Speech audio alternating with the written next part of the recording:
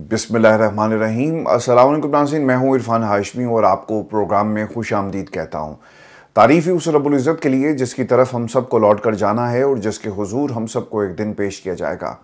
फिर उस खबर यह है कि पिछले 78 वर्षों में पाकिस्तान की इस्टेब्लिशमेंट को एक आदत पड़ गई कि आप सियासतदानों से हाथ मिलाएं, इनकी फाइलें तैयार करें, इन्हें कॉम्प्रोमाइज़ पोजीशन में लाकर इनसे अपनी मर्ज़ी के फ़ैसले करवा लें। और फिर सियासतदानों को भी आदत पड़ गई कि हमने पाकिस्तान में अगर इक़्तिदार की कुर्सी पर बैठे रहना है, चिमटे रहना है, तो इसका एक ही वाहिद रास्ता है कि आप गेट नंबर 4 के बाहर हाथ बांध कर खड़े हो जाएं। लेकिन ये पहली दफ़ा ऐसा हुआ कि इमरान खान की शक्ल में पाकिस्तान की इस्टेब्लिशमेंट को कोई टक्कर वाला मिला और इमरान खान जेल में हार नहीं मान रहा। आपने लोगों को उसके पास भेज कर देख लिया, डील और ढील की बातें करवा कर देख लिया और अपने बीरबलों के ज़रिए ना सिर्फ बयानिए बनवाए बल्कि कॉलम्स के अंदर भी माफ़ी का मुतालबा किया। मगर आपको इस माफ़ी का मुतालबा जो आपने किया इसका जवाब भी मिल गया। लेकिन इमरान खान पाकिस्तान की इस्टेब्लिशमेंट के आगे घुटने नहीं टेक रहा है और पाकिस्तान की आवाम उनके पीछे खड़ी है। ये पहला मौका हुआ कि पिछले 3 बरस में जो हमने रेजिस्टेंस पाकिस्तान की इस्टेब्लिशमेंट के ख़िलाफ़ देखा है, पाकिस्तान के सोशल मीडिया पर, पाकिस्तान की आवाम की तरफ से, और ख़ास तौर पे 9 मई के बाद हमें इससे पहले किसी भी जमहूरी दौर में किसी भी आमिर के ख़िलाफ़ इस तरह का रेजिस्टेंस देखने को नहीं मिला। पाकिस्तान की आवाम के अंदर ये जो शऊर है इस्टेब्लिशमेंट के हवाले से, ये इमरान खान की मरहून मिन्नत है और उनकी वजह से आज इमरान खान के नज़रिए को पाकिस्तान की आवाम ना सिर्फ मानती है बल्कि इस्टेब्लिशमेंट से वो सवाल कर रही है जो आज से पहले किसी में हिम्मत नहीं थी। ये 3 बरस में जो कुछ हुआ, इस्टेब्लिशमेंट के गलत फैसले, इस्टेब्लिशमेंट का चोरों लुटेरों के साथ हाथ मिलाकर उन्हें इक़्तिदार में बिठाना, ये तमाम अवामिल हैं जो अवाम नफ़रत पर मजबूर हो गई और लोगों से सवाल करती है। व्यूअर्स, अब एक नया काम पाकिस्तान में शुरू हुआ कि आपने अदलिया को भी अपने मकासद के लिए इस्तेमाल कर लिया। जिस तरह आप सियासी जमातों से पाकिस्तान की आवाम नफरत करती है ना, उसी तरह इस्टेब्लिशमेंट से भी सवाल करती है, उनसे भी पूछती है, उनसे भी रीजनिंग की जाती है। अब उसी तरह इन फैसलों के ज़रिए जो इस वक्त अदालतों से आ रहे हैं, हमें आवाम में एक नफरत नज़र आ रही है। आज एक फ़ैसला ऐसा आया जिसने जो पॉलिटिकल कैनवस है पाकिस्तान का बदल के रख दिया। आप एक हद तक अदालतों को इस्तेमाल करके अपनी मर्ज़ी के फ़ैसले करवा सकते हैं, मगर ऐसा लगता ही है कि ये घर की जिस तरह किचन कैबिनेट होती है ना, इस तरह ये किचन बेंचेस हैं जो फैसले दे रहे हैं पाकिस्तान तहरीक इंसाफ के ख़िलाफ़ और इमरान खान की क़यादत के ख़िलाफ़। एक फ़ैसला आया इंसदाद दहशतगर्दी फैसलाबाद की अदालत का, और इस फैसले के अंदर जो राना साहब की रिहाइशगाह थी उस पर हमला हुआ और 100 के करीब लोगों को सज़ा सुना दी गई। अब लोग ये सवाल कर रहे हैं कि जनाब, ये राना साहब की का घर था या फ़ौजी तनसीब जिसके ऊपर हमला हुआ, किसी को कोई चोट नहीं लगती, कोई खुदा न खास्ता जान बहक नहीं हुआ, किसी की हलाकत नहीं है, किसी के कत्ल की कोई खबर नहीं है, लेकिन आपने लोगों को 10-10 साल सज़ा सुना दी है। अब ये जो फैसला था जो राना सनाउल्लाह के डेरा हमला केस में जज जावेद इकबाल शेख ने दिया, इस फैसले में जो सबसे मुज़ाहिका खेस रेफरेंसेस इस्तेमाल किए गए वो 1857 की जंग आज़ादी का हवाला है। उन्होंने क्या लिखा कि ये कवानीन लॉर्ड मैकॉले ने 1860 में 1857 की बगावत के बाद बनाए, मगर वो बगावत गैर मुल्की हुक्मरानों के ख़िलाफ़ थी। मगर 9 मई वाक़यात में इन दफ़ात की खिलाफ वर्जी जमहूरी हुकूमत के ख़िलाफ़ की गई, ये फैसले के अंदर लिखा गया। तो मैंने ये जानने की कोशिश की कि ये लॉर्ड मैकॉले हैं कौन और इनके बनाए हुए कवानीन क्या थे जिनका हवाला जज साहब दे रहे हैं। राना सनाउल्लाह के केस में उनके डेरे पर हमला हुआ, उसको जस्टिफाई करने के लिए ऑलमोस्ट 2 सदियां पुराना एक ऐसा कानून जो अंग्रेज़ ने बनाया, उसका आज भी पाकिस्तान में सहारा लिया जा रहा है। फिर ये भी बात हैरानकुन थी कि इनकी वफ़ात 1859 में हो जाती है, लेकिन जो हवाला दिया गया वो 1860 का है। तो ये भी एक इंटरेस्टिंग फैक्ट था। इनके मरने के बाद इनके जो कवानीन बनाए गए थे इनको राइज किया जाता है। पाकिस्तान में, बांग्लादेश में और इंडिया में आज भी इनका बनाया हुआ जो पीनल कोड है, Indian penal code, Pakistan penal code और फिर इस तरह बांग्लादेश, ये वहाँ पर राइज है। लेकिन इस फैसले में जो आज इनका हवाला दिया गया, अगर आप जाकर पढ़ें तो इसकी असल में रूह क्या है। 1857 की जंग आज़ादी वो नाकाम हो गई और इसको दबाने के लिए या फिर आइंदा फ्यूचर में कोई इस तरह का कोई मूवमेंट जो है बरसगीर में ना शुरू हो सके, इसके खिलाफ ये कवानीन लाए गए। लेकिन 2 सदियां गुजर जाने के बाद हम अंग्रेज से आज़ाद हो गए, मगर हम उस सोच से आज़ाद नहीं हो सके जो आज भी इन जजेस की शक्ल में हमारे सामने मौजूद है। राना सनाउल्लाह डेरा हमला केस में जज जावेद इकबाल शेख साहब ने 1857 की जंग आज़ादी का जो हवाला दिया, इस पर पाकिस्तान के सोशल मीडिया पर जी एक ज़बरदस्त किस्म का तूफान आया हुआ है। लोग इनसे क्या सवाल करें। जो पहला सबसे इंपॉर्टेंट सवाल ये था कि जब किसी के घर पर हमला होता है ना, तो किसकी मुद्दत में केस जो है वो दायर होगा। अगर किसी के घर पर हमला हुआ तो ऑब्वियसली घर के मालिक की मुद्दत में केस दायर होगा ना। लेकिन यहाँ पर मुद्दई कौन था? वो ना मुलाजिम है, ना वो राना सनाउल्लाह के ख़ानदान का कोई फ़र्द है, ना फिर राना साहब खुद हैं, बल्कि कोई और इसके अंदर मुद्दई बन गया और लोगों को सज़ा जो है आपने सुना दी। लिहाजा ये जो फैसले आ रहे हैं ना, इस पर सोशल मीडिया के ऊपर आप को लोग आईना दिखाते हुए नजर आएंगे। फिर जो सबसे अहम सवाल ये किया जा रहा है कि क्या ये भी फौजी तंसीबात थी जिसके ऊपर हमला हुआ और ये कौमी गैरत का मामला था कि आपने लोगों को 10-10 साल जो है वो सज़ा सुनाना शुरू कर दी। फिर ये इमरान खान की नाहक कैद का नतीजा है कि अब लोग डरते नहीं हैं। वो पाकिस्तान की इस्टेब्लिशमेंट के खिलाफ खुलकर बोलते हैं। और पिछले 2 बरसों में लोगों को खामोश हो जाना चाहिए था, इमरान खान को भूल जाना चाहिए था, मगर हर गुजरते दिन के साथ ये तनकीद बढ़ती जा रही है। और ये इतनी तनकीद बढ़ गई कि आपको अपनी इमेज बिल्डिंग के लिए लोगों को भेजना पड़ गया, सहाफ़ियों का सहारा लेना पड़ा। अब ये फैसले जो राना सनाउल्लाह के डेरे पर हमले का जो हमारे सामने मौजूद है, ये एक बुनियाद बनेगा। पाकिस्तान की अदलिया पर तनकीद की, इससे पहले बहुत सारे सुप्रीम कोर्ट ने फैसले दिए, लोगों ने खुलकर तनकीद की, किसी को तौहीन अदालत की नोटिस में बुलाया नहीं गया। और अब पाकिस्तान की अदलिया के ख़िलाफ़ भी, जहाँ इस्टेब्लिशमेंट पर तनकीद होती थी, वहीं पर अदलिया के ख़िलाफ़ भी इससे ज़्यादा ख़तरनाक तनकीद जो है वो होगी। और सोशल मीडिया पर इसका एक ज़बरदस्त किस्म का रिएक्शन जो है हमें नज़र आ रहा है। लोगों ने सवाल किया कि यार ये फ़ौजी तनसीब तो नहीं है जिसे आपने कहा कि राना सनाउल्लाह के घर पर आपने हमला कर दिया तो लिहाजा आपको उतनी सज़ा मिलेगी जितनी आपने जिन्ना हाउस पर हमले में लोगों को दी। तो लोग अब आपसे ये पूछ रहे हैं और फिर इसके अंदर जितने भी लकूनाज हैं उनकी निशानदही की जा रही है। फिर जो दूसरी चीज़ थी, सोशल मीडिया पर जब आप किसी को उठाते हैं ना, तो पाकिस्तान की आवाम की अदालत से फौरी फैसला आ जाता है। यहाँ पर आपको चिट्ठी नहीं डालनी पड़ती, आपको इंतज़ार नहीं करना पड़ता और किसी चीफ जस्टिस की तरफ देखना भी नहीं पड़ता। आपने दोनों बेटों को उठाया, लोगों ने उनके सबूत खुद पेश किए कि कौन किस दिन कहाँ पर मौजूद था और आप उसे डिनाई नहीं कर सकते कौन कौमी हीरो है और आप उसे ज़ीरो बनाने की कोशिश करते हैं। लेकिन पाकिस्तान की आवाम आपको बताती है कि कौमी हीरो कौन है। ज़रताज गुल ने जी अब कुछ सबूत पेश किए। वो ये कहती हैं कि पीटीआई लीडरशिप से सियासी इंतकाम लेने की खातिर जो 7 मई ज़मान पाक लाहौर साजिश की कहानी घड़ी गई और इस इल्ज़ाम में ज़रताज गुल को 10 साल कैद सुनाई गई, वो इस रोज़ डेरा गाजी खान में मौजूद थी जिसके वाज़ेह सबूत मौजूद हैं। इस तरह 9 मई को फैसलाबाद में उनकी मौजूदगी का कोई सबूत नहीं, इसके बावजूद उनको फैसलाबाद के तमाम मुकदमा में 10-10 साल की कैद की सज़ा सुना दी गई और इनको जी 8 माह के बाद नामजद किया गया क्योंकि ये बोल बहुत रही थी, टीवी पर आती थी, शायद इनकी शक्ल पसंद नहीं थी, कैंपेन कर रही थी, इमरान खान का पैगाम घर घर पहुँचा रही थी, तो इसके अंदर इसलिए इन्हें सज़ा जो सुनाई गई। ज़रताज गुल को जी अब तक मुख्तलिफ मुकदमात में 40 साल कैद की सज़ा हो चुकी है और इन्हीं मुकदमात में शाह महमूद कुरैशी और फवाद चौधरी बरी हो गए हैं। तो ये आपका जब दिल चाहता है आप किसी को बरी कर देते हैं। अब तो ये लोग टीवी पर बैठकर कहते हैं, जब इनसे पूछा जाता है ना कि भाईजान ये तो बताएं, आपने एक जियो फेंसिंग की, मुराद रास को आपने इससे निकाल दिया, उसकी भी कॉल्स थी, लोग पूछते हैं आप क्या इस पर जवाब देंगे। जब किसी मिनिस्टर से पूछा जाए तो वो कहते हैं जी कि चूंकि उन्होंने पीटीआई छोड़ दी थी इसलिए वो उस केस में उनको नामजद नहीं किया गया। तो इनके पास कोई दलील नहीं है। ये पाकिस्तान की जो आवाम की अदालत है मुसलसल इनके खिलाफ फैसला दे रही है, तो आप इस अदालत से कैसे बचेंगे। व्यूअर्स, मैं आपको ना एक खबर ये भी दूं और एक तो नूरी नियाजी का एक इंटरव्यू, उस पर उन्होंने अपने बेटे के हवाले से कुछ बातें कही हैं और फिर आज इमरान खान से मुलाकात का दिन है, उस पर भी खबर मेरे पास एक है, वो भी मैं आपके साथ शेयर करता हूँ। और फिर जो वज़ीर दिफा हमारे हैं ख्वाजा आसिफ साहब, उन्होंने एक नया पेंडोरा बॉक्स खोल दिया और वो एक जनरल के सुसर के कहने पर तय खाने में क्या कर रहे थे और वहाँ पर उनको क्या बताया गया, ये भी मैं आपको बताता हूँ। नूरीन नियाजी ये कहती हैं कि अब उनको ये भी समझ नहीं आ रही कि इमरान खान की फैमिली के साथ मज़ीद क्या जुल्म करें। इमरान खान की फैमिली में से अब किसको उठाएं, अब घरों का तकद्दुस भी बाकी नहीं रहा, बेडरूम्स में जाकर ये बच्चों को अगवा कर रहे हैं। शेर शाह ने कहा कि मुझसे बाहर रहकर मैं तंग आ गया हूँ, अब चाहे ये मुझे पकड़ लें मैं वापस आ रहा हूँ। शेर मुरव्वत जैसों को मैसेज आना है, उन्होंने बोल देना है, मैं इसकी बात नहीं करना चाहती, इन लोगों ने शैतानियाँ की, हसन पकड़ा गया, शेरशाह को भी पकड़ो।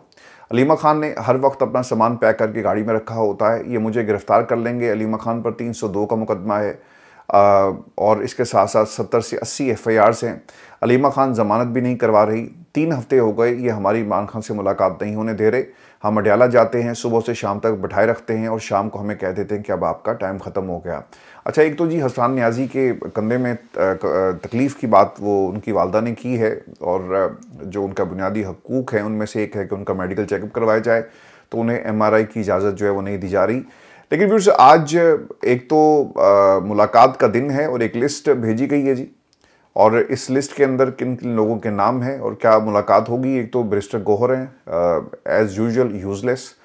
सलमान अकरम राजा, ये जी वैसे ही डर के भाग गए हैं और पार्टी कहते हैं जी कि मेरे से नहीं चल रही और लोग मेरे पर इल्ज़ाम लगाते हैं, यानी नाराज़ हो जाते हैं। इफ़ यू आर लीडर, लोग आप पर तनकीद करेंगे तो आप किस तरह से, अगर इस तहरीक का बोझ नहीं उठा सकते और तनकीद बर्दाश्त नहीं कर सकते, तो मेरा ख्याल है कि सर आप जाके वकालत करें। बैरिस्टर अली ज़फ़र हमेशा खामोश रहते हैं, अकील ख़ान है, ज़हीर अब्बास है और मोहम्मद अली बुखारी हमेशा आपको नज़र आएंगे मीटिंग में और इनकी खान साहब से मुलाकातें जो करवा दी जाती हैं। व्यूअर्स, खबर ये भी आ रही है कि एक तो ये मुलाकात नहीं होगी और हमेशा की तरह इमरान खान से मिलने की इजाज़त नहीं होगी, क्योंकि पार्टी के अंदर बहुत सारे बाहरी इख्तलाफात हैं। इमरान खान का अगर पैगाम आ गया तो यकीनन उन इख्तलाफात को ख़त्म कर दिया जाएगा या फिर एक नया रास्ता या हल इमरान खान की तरफ से पेश किया जाएगा, तो उसको रोकना मकसद है।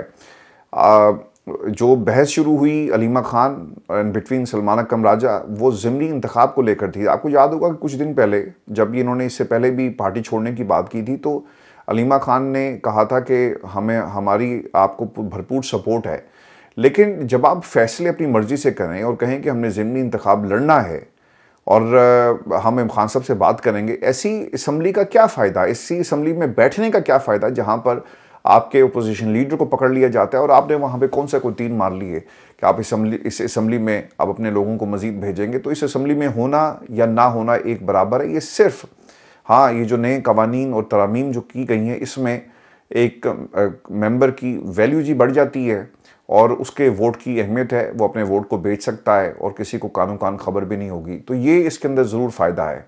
तो उस तनाज़ुर में लोग ज़िमनी इंतखाब के अंदर ज़रूर जाना चाहते हैं, क्योंकि उनका एक पैरेलल कारोबार इस वक्त चल रहा है, टिकट बेचने से लेकर असम्बली के फ्लोर पर पहुंचने तक और फिर पाकिस्तान की इस्टेब्लिशमेंट की खिदमत करने तक।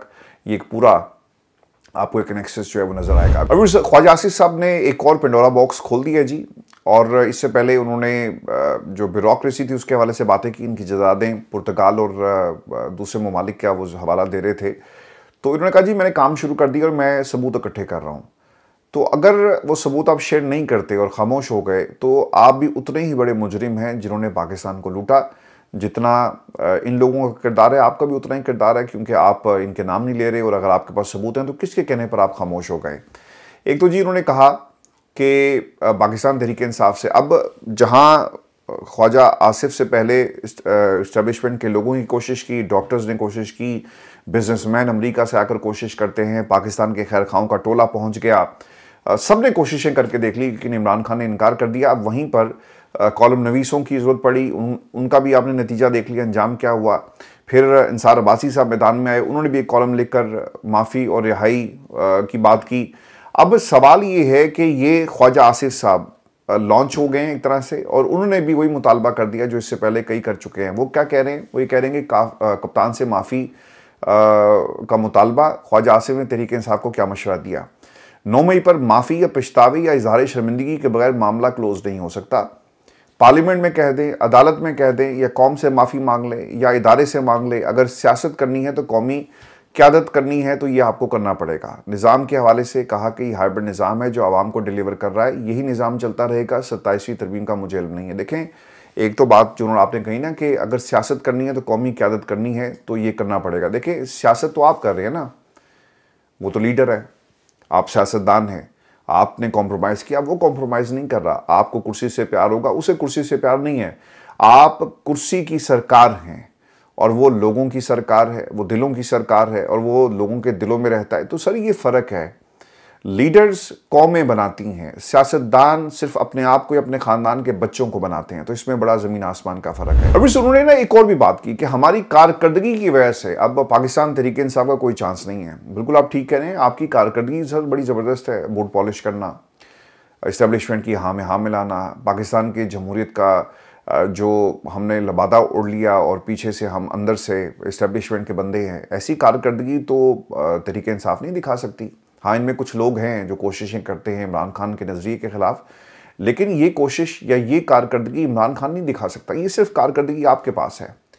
आपकी का लीडर जिस तरह पाकिस्तान में इस्टेब्लिशमेंट ने उसे परवान चढ़ाया, उसकी सियासत को इक़्तिदार तक पहुंचाया, ये काम आप ही कर सकते थे।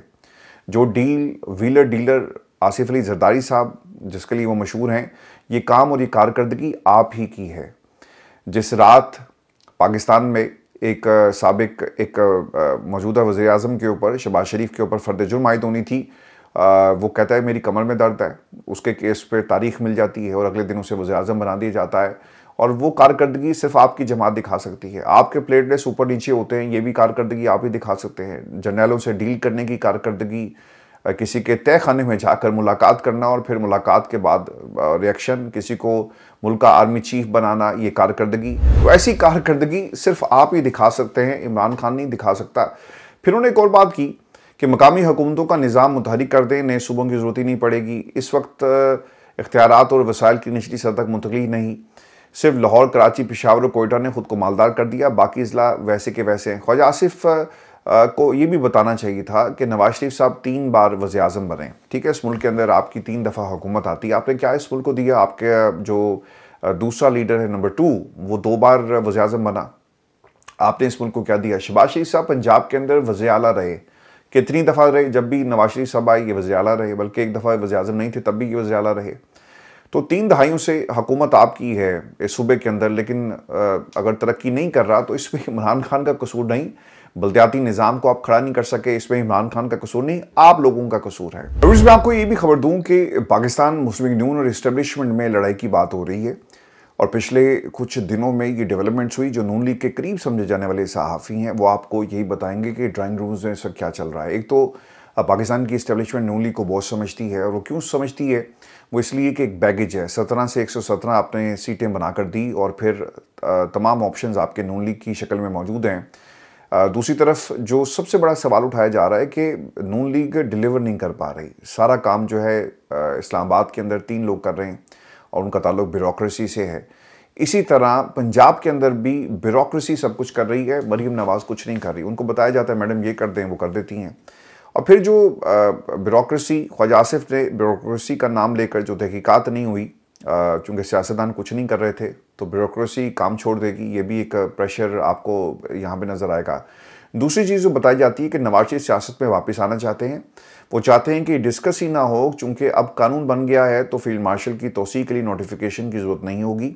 वो चाहते हैं कि ये कार्ड हुकूमत अपने पास रखे, नोटिफिकेशन ज़रूरी होगा। अब होगा क्या है जी कि आपने पिछले कुछ दिनों में सुना होगा, डिस्कशन हो रही है कि नोटिफिकेशन की ज़रूरत नहीं, कुछ लोग आकर कहते हैं कि नोटिफिकेशन की ज़रूरत है।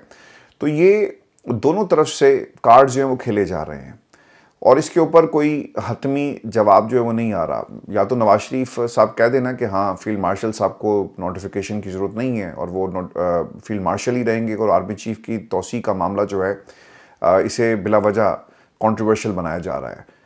नून लीग के करीब समझे जाने वाले सहाफ़ी बताते हैं कि ये जानबूझकर ये एक अभाम रखा गया ताकि नवंबर से पहले और फिर उसके बाद जो है कुछ मज़ीद टेबल पर बैठकर मामलात को आगे कैसे चलाना है इसके ऊपर बातचीत हो सके। और फिर ये भी एक तासुर ज़रूर पाया जाता है कि नवाज शरीफ साहब इनकलाबी बनने की कोशिश कर रहे हैं और वो एक तासुर अवाम में ज़रूर इसे उजागर करेंगे कि ये एंटी इस्टेब्लिशमेंट हैं और इस्टेब्लिशमेंट के ख़िलाफ़ जब देखें इन्हें अगर कोई एक्सटेंशन नहीं मिलती तो उनकी हुकूमत के ऊपर बुरा वक्त आ जाता है।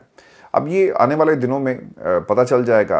लेकिन व्यूअर्स, ये नवाज शरीफ साहब अगर इतने बड़े इनकलाबी होते तो जिस रात 8 फरवरी को इंतखाबी नताइज आए उसी रात को इस हुकूमत से अलग हो जाते, इस हुकूमत को तस्लीम करने से इनकार करते, अपनी हार तस्लीम करते, वापस चले जाते। मगर उन्होंने निज़ाम के हाथों में बैत कर ली। उस दिन कहते हैं ना कि जो बातें आज आप कर रहे हैं, कभी जावेद लतीफ़ के ज़रिए या फिर आपके घर का जो कैप्टन सफदर है वो कहता है कि हम एहतसाब करेंगे और हम इलेक्शन कमिश्नर को जो है सज़ा देंगे, इंसाफ के कटहरे में लाएंगे। ये सवाल उसी दिन किया जाता कि हमें हराया, हम जीत गए थे और पाकिस्तान की इस्टेब्लिशमेंट ने सब कुछ किया। आप इनकार कर दें इस हुकूमत को और कहें कि हम दोबारा पाकिस्तान की आवाम की अदालत में जाएंगे, लेकिन आपको भी जल्दी थी हुकूमत में आने की और अब बाबूजी इनकलाबी बनने की कोशिश जो है वो कर रहे हैं। और पंजाब के अंदर सर वैसे ही एक तो वो कुछ लोग जो इस्टेब्लिशमेंट के करीब हैं, उनके चैनल्स वो खुलकर जो है मरीम नवाज़ के ख़िलाफ़ कंपेन कर रहे हैं। सोशल मीडिया पर ट्रोलिंग हो रही है, सब कुछ हो रहा है। वो ठीक है, गलत है, अलग मसला है, लेकिन जहाँ से ये ट्रोलिंग हो रही है ये इंपॉर्टेंट है। और मरीम नवाज़ के ख़िलाफ़ वो सहाफ़ी जो इस्टेब्लिशमेंट के बहुत ज़्यादा करीब हैं वो चीख रहे हैं, चैनल्स पर बैठकर बुरा भला भी कहते हैं, पूछते हैं। आपको ज़ाहिर ऐसा लगेगा कि ये अवाम की बात कर रहे हैं कि ये इनके बाप का पैसा है, क्या लेकर आई जापान से, यही बातें हो रही हैं। लेकिन इसके पीछे सिर्फ़ और सिर्फ ये मैसेज देना है पाकिस्तान की इस्टेब्लिशमेंट की तरफ से कि जनाब अगर आप कुछ सोच रहे हैं तो हमने भी बहुत कुछ प्लान करके रखा हुआ है।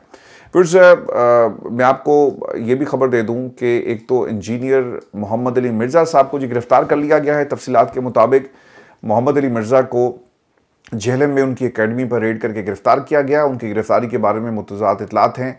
बाज़ लोगों के मुताबिक उन्हें साइबर क्राइम इंटेलिजेंस एजेंसी ने गिरफ़्तार किया, जबकि कुछ लोगों के मुताबिक पुलिस ने गिरफ़्तार करके 3 MPO के बाद उन्हें जेल मुंतकिल कर दिया है।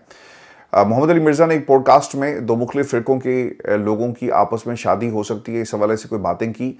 अब मैं उस पर डिटेल्स में नहीं जाना जाता क्योंकि फिर एक नई कंट्रोवर्सी पैदा हो जाएगी और अगर वो गलत है या सही है इसका फ़ैसला जो है वो यहाँ पे नहीं किया जा सकता। लेकिन वजह कुछ लोग यही बताते हैं और फिर जो रिपोर्ट नेशनल टीवी पे हो रहा है कि उनके हवाले से कुछ उलमाए कराम चले गए अथॉरिटीज़ के पास, ज़िला इंतज़ामिया के पास, और फिर उस तनाजुर में इनकी गिरफ़्तारी जो है वो की गई है। 3 MPO के तहत उन्हें नज़रबंद कर दिया गया या जेल मुंतकिल कर दिया गया, ऐसी मुतज़ाद इतलात आ रही हैं। अब देखते हैं जी इनकी गिरफ़्तारी के बाद क्या रिएक्शन आता है और इनको रिहा किया जाएगा या नहीं किया जाएगा। लेकिन व्यूअर्स चूँकि बात हो रही थी मरीम नवाज़ की, तो डॉक्टर यास्मीन राशिद ने एक जी जेल से ख़त लिखा है मरीम नवाज़ के नाम और वो ये कहती हैं कि पंजाब सैलाब से तबाह हुआ पड़ा है और फॉर्म 47 की चीफ मिनिस्टर कौम के खर्चे पर एयरफोर्स का हवाई जहाज़ लेकर जापान के दौरे कर रही है। बराए करम हमें कोई बताए कि ये प्रोटोकॉल एक सूबे की वज़ीर-ए-आला के लिए कौन सी ब्लू बुक में लिखा है और क्या ये प्रोटोकॉल पाकिस्तान के बाकी तमाम वज़ीर-ए-आला तक बढ़ाया जाएगा। पिछली बार जब मैडम चीन गई तो वहाँ के सेहत के निज़ाम को पंजाब लाना चाहती थी, अब जापान जाके वहाँ के हेल्थ इंश्योरेंस निज़ाम से मुतासिर हैं। कौम के पैसे इन आइडियाज़ पर खर्च ना करें। हम हेल्थ इंश्योरेंस प्रोग्राम पर पहले ही बहुत रिसर्च कर चुके हैं। ये निज़ाम KPK में कामयाबी से चल रहा है, पंजाब की आवाम के लिए बहुत मुफीद था, जिसको पंजाब में तुमने इमरान खान और PTI के बुग़्ज़ में बंद कर दिया। हमारी हेल्थ इंश्योरेंस पॉलिसी को दुनिया में सराहा गया।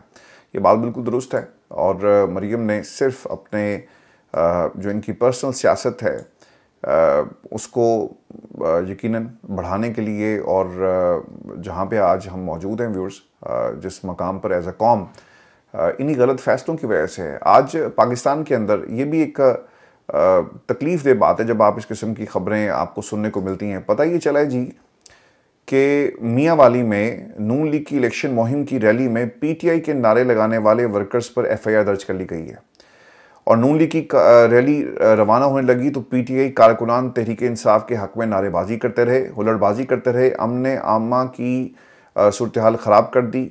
हम बिल्कुल पुरअमन थे, कानूनी कार्रवाई अमल में लाई जाए, ये उस दरख्वास्त का मतन लिखा गया है। तो जब पाकिस्तान के अंदर आपको रैली में इजहार की भी इजाज़त नहीं मिलेगी और आप नारेबाजी भी नहीं कर सकते, तो सर फिर काहे की जमहूरियत। ये सब बुने हैं और जब तक मुल्क के अंदर हकीकी आज़ादी की जो बातें खान साहब करते हैं, मुल्क के अंदर फ्री एंड फेयर इलेक्शन होकर एक अवामी नुमाइंदा हुकूमत नहीं आती, फिर इसी किस्म के मामलात होंगे। चूँकि ख्वाजा आसिफ साहब की अगर आप बातें सुने जो उन्होंने तहखाने के हवाले से की, वो रह गई थी, वो भी मैं आपको बता देता हूँ। ये कहते हैं कि जनरल बाजवा के ससुर ने मुझे घर बुलाया और कहा कि नवाज शरीफ ने गुजरांवाला तकरीर में जनरल बाजवा और फैज़ का नाम लिया, इसकी मजम्मत करें और ख़ुद को इससे अलग करें, नहीं तो नैब केसेस बन जाएंगे। मैंने इनकार किया, मुझे अचानक नैब ने गिरफ़्तार करके जेल भेज दिया। तो सर जो जेल आप काट के आए हैं वो जेल नहीं है जो जेल इमरान खान काट रहा है, या उसकी बहन ने काटी, या बुशरा बीबी ने काटी, या हसान न्याजी काट रहा है? इन्होंने इनकार किया, ये इनकार करते हैं। और जो जेल आप काट के आए वो तो जनरल बाजवा की जेल थी, और जनरल बाजवा को मुल्क का जो आर्मी चीफ बनाने में आपका बड़ा किरदार है। तो फिर इस्टेब्लिशमेंट की ना दोस्ती अच्छी है, दुश्मनी अच्छी है। मेरा ख्याल है कि ये आप बाखूबी जान चुके होंगे। व्यूअर्स, ये आज की हमारी नशिस्त थी। अगली वीडियो में आपसे जल्द मुलाकात होगी। दोपहर को इजाज़त दीजिए। अल्लाह निगहबान।